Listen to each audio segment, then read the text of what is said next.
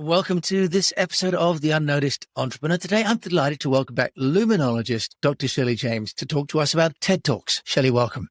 Thank you. It's a pleasure to be here. You and I have worked together for now a couple of years, starting with those amazing videos that you made with Lumen 5 for Lunar Pro, made over 1 million views of those. And you've gone on to do a TED Talk. So I'd love to have you chat with us about that. Tell us, why did you prioritize giving a TED Talk about the impact of light on well-being? Well, a couple of reasons, really. One of them was that I'm so passionate about this subject. I realized that the TED platform was going to give me a way to share that with so many more people. So that's the first thing. I think the second is that I wanted to be able to create information that would be a way for people to understand what I do and why, and then invite me to speak in other platforms too. So there was a dual purpose. One was to increase my impact, and the other was to build my business and build my profile so that I can make a difference in other ways too. But TED isn't something that you just pitch up to and say, hi, I'm going to do a TED, right? So can you give us some background into how you got onto the TED? Because it's a whole process, isn't it? It certainly is. And I think if I'd known just what a long old road it is, I'm not sure if I would have started, although of course I would. There are lots of different franchise TED Talks, people who host what they're called TEDx, which are the regional TEDs. So different organizations, different teams, mostly volunteers around the country and actually around the world, organize their own TED platforms, their own stages, and they organize a process of application, of selection, of preparation, of filming. And you can find out which TEDx teams are open for applications by searching online. I decided that I wanted to get some help to go through that process. So I actually signed up with, I think she's been a guest, the amazing Elaine Powell, who is a TEDx speaker and coach herself. So I signed up with a program to help me to learn how to apply, because you need to be really clear about your idea and know where to apply, and also just have some support through the process, because you might apply for many, many TED organizations and you might not get them. You might not even get one. So thanks to Elaine, I trawled around the world, and particularly around the UK, I suppose, to find TEDx stages who were looking for applications. And there were a number of reasons to choose the best ones. One of them was obviously that they were open, and TEDx Northwich was one of the first ones to come out after COVID to have a live platform. That felt really important. And the second was that when you look at all these TEDx stages, they really are very different. They need to apply by the same basic branding and standards, but some of them look as if they're in village halls, and the lighting isn't great, the sound isn't great, the way that people are moving, the way they're presenting isn't that great. Obviously, the messages are always really interesting, but some of them really stand head and shoulders above the others in terms of their professionalism and the quality of the whole environment. And so TEDx Northwich really stood out for me as a team who really cared about doing this, supporting their TEDx speakers as well as they possibly could. So I applied to TEDx Northwich, among others, and they were the first ones I applied to, and they were the first ones who accepted me. So that was the first in the stage in the journey. And then I went through 6 months of coaching and training and reconfiguring the talk and memorizing the talk. And then there were 3 or 4 different dress rehearsals where I traveled to Northwich with a couple of frocks and a couple of different pairs of shoes to work out what I should do, and practice breathing and trying to slow down, which I need to get better at. And the team there was a production team, there was a speaker coach, there was a lighting person. The whole thing was incredibly well organized and supported. So that was over. You had to memorize your talk. You also had to submit the talk in advance, word for word, because they were going to do due diligence. They were going to check every single fact. In fact, I mentioned my amazing nieces and my goddaughter in the talk, and they even needed to know who they were to make sure that I wasn't telling tales about people who either weren't willing to be approached or who actually didn't exist at all. So it was an amazingly rigorous process. And I was very glad to have chosen a team who was so incredibly professional and well organized and supportive. And part of that actually meant that the other people that they chose were remarkable as well. So I was lucky enough to be on stage with 8 other amazing speakers, all of them women, it turns out, because apparently we were just the best. So the whole process took months and hours and hours and hours and hours and hundreds of pounds in petrol and clothes and mascara and sort of craziness of trying to work out how to make this work. So a long old process, but such an amazing one. I'm so proud to have actually made it through. So fantastic. A couple of things in there. One is, what role did Elaine play? And yes, she has been on the show. I'll put a link to the episode that she was on, but it sounds like you applied to the group in North, which is just south of Manchester here in the UK. Why did you need Elaine? Because if you got all the coaching from the TEDx people in Northwich, what role did Elaine play for you? So I met Elaine through another coaching program that I'd been on before. And Elaine's specialism is really helping people to articulate their idea. And in order for you to be considered to be a TED speaker, they need to know that you've got a really clear idea, that it's worth sharing, and that you're somebody who can formulate and structure an argument very clearly. And so the first thing I did was through a group program with Elaine. It was over, I think it was 8 weeks or 12 weeks. We went through a process of learning how to say what we want to say, and then even doing some improvisation exercises, how to speak, how to pause, how to engage with the audience. So that process was already really powerful as a teacher, as a speaking training program. So that was the first thing that she did, was to bring us to become speakers who had an idea to share and knew what that was. And then the second point was that we would download the forms to apply, and Elaine would very generously review those with us to make sure that each one we applied to was receiving the best possible version of our talk and our presentation, so that we would stand out from the crowd when they got their inboxes full of applications. Okay, wonderful. Now, you mentioned about standing out. Can you give us an idea? Do you have any idea of how many people apply to do a TEDx talk?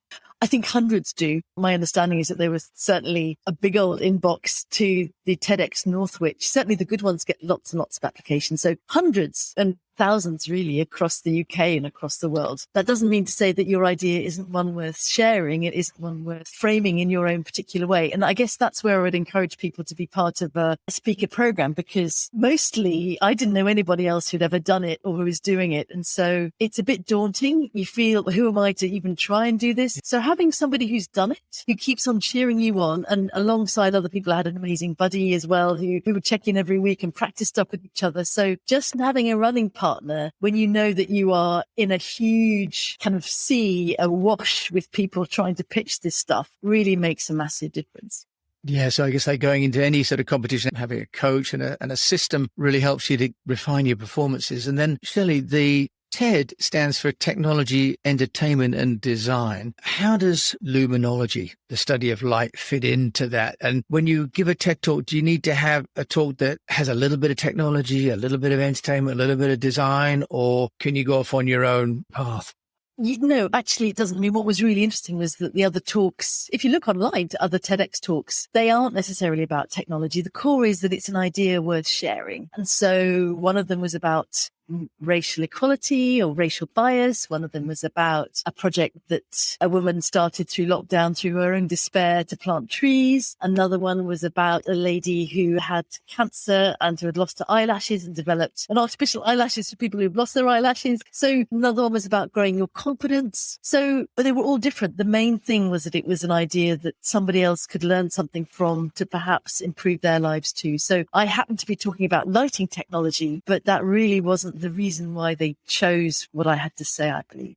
Okay. And then what about the impact that it's going to have on your business? Because some of those talks you mentioned were not, if you like, corporate, or there were people talking about ideas worth sharing. But have you done this, for your personal branding or to help the business? And what's been the impact on you?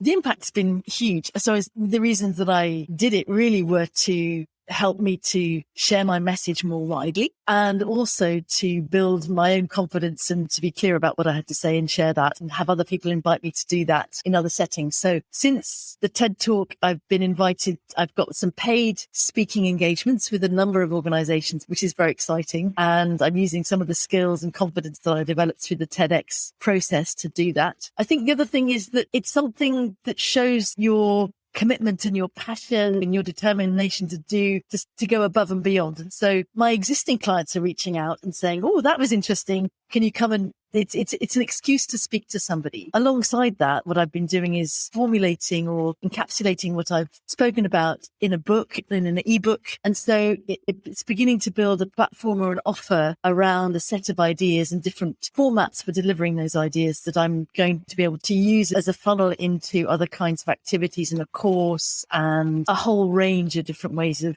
leveraging content. Okay, so it really helps you to define and distill the message that you've got around light, the impact of light, and then repurpose that content. Now, the process with TED is you do a presentation in front of an audience, in this case in Northwich, south of Manchester. What about the video coming to the broader audience, Shelley? Because I think those of us that were not there have not seen it yet. How long does it take to actually become published? Well, it's a bit of a strange time of suspense because you go through the high, there were 100 people in the audience. And in fact, it was a much bigger theatre, but due to COVID, the numbers were restricted, but it was an enthusiastic and passionate audience, which was wonderful. And those who have spoken via Zoom know just what a difference it makes when you actually have people leaning in and breathing and clapping and sighing and all the things that happen in a full room of people. Then the video is taken and edited. And that's why working with the team who were so professional that the final result, the final edited video of beautiful quality with good sound. And all of the facts that I gave have been checked to make sure that they're correct. And then that whole package, the checked, edited, fine-tuned package goes to TED in the States, to Big TED, and they check that before they release that. And so we don't know when that's going to be. And in fact, if they find an error or decide that the quality isn't sufficient, they could still decide even now not to publish it. So I can say I've been on a TED stage, but I can't yet say I'm a TEDx speaker until it's formally approved and released, which could be any day now. It could be in a couple of weeks. And I just don't know. And the team at TEDx are in touch to say they can't tell me yet, but they've got their ears to the ground too. Okay, now you're getting a lot of content and a lot of help from the people at TEDx, the organizers. How much does it cost you to do that? Because they're actually producing a little television program, aren't you, with them? All volunteers. They are all passionate about ideas. Some of them are professional speaker trainers. Amazingly enough, it's absolutely free, other than, of course, your own time to train and to be part of it. So all the people who support this program are volunteers. They are professional speaking coaches. They're professional photographers or filmmakers. Luckily, mine was actually closer than 18 minutes. But they do it because they're passionate about what they do. They do it because it's a great networking opportunity for them. To say that they're part of the TED program actually helps them as a funnel towards clients too. So those who want to volunteer to be part of it, they meet people who want to speak and they get new clients that way. So there's no money changes hands, simply a desire to do things better. And that's another reason to make sure that you choose a really great TED team to work with. Okay, so that's TEDx.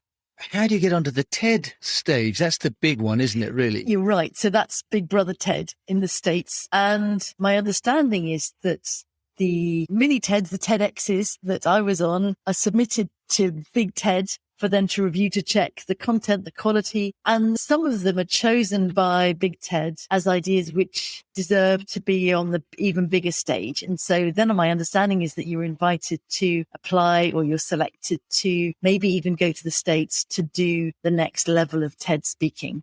Well, okay, let's hope that works out for you. And if there's one key takeaway, Shelley, from taking the challenge of doing a TEDx, what would that be? What would be the one takeaway for you?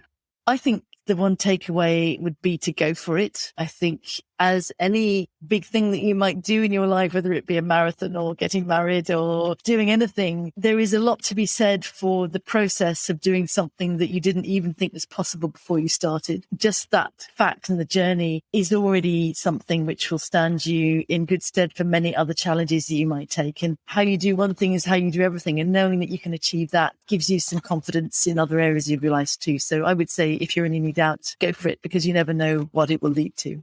Great. And get the coaching. And as an entrepreneur with something to share, a vision to share, which is why you started the business, the TEDx platform could be a great way both to distill the message and then to share the message. So Dr. Shelley James, thank you so much for joining us today on the UnNoticed. Thank you very much indeed. It was a pleasure.